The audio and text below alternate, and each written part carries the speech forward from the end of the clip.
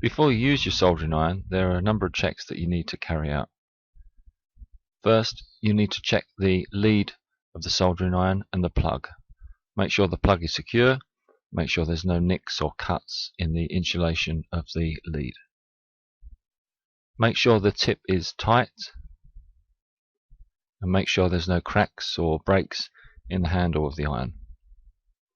Obviously, don't use a damaged or unsafe soldering iron.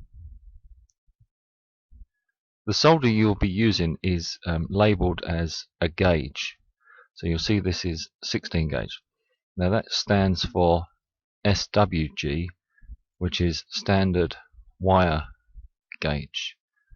And as we looked at before, the lower the number, the bigger the wire. So this is a 16, which is quite a big diameter there. This will be a 20 with a small diameter.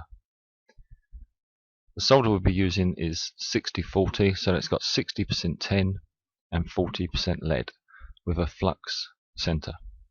In order to tin a component, you must first tin the iron. We're putting a thin layer of solder on the iron, we're heating the component, which is the wire, and then dabbing that solder in. So the solder doesn't touch the iron once it's on the copper. And that should give you a thin layer of solder all around the copper. So we just look at that again.